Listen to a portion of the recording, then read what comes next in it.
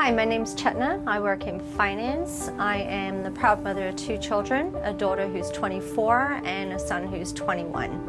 I started to lose my hair around the age of 12. It started to thin in the front sections of my hair. It made me feel extremely insecure.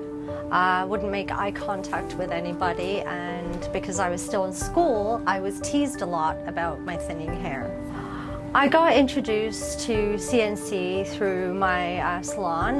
The CNC system makes me feel like I have my own hair. It looks more natural, moves with me, and it makes me feel confident.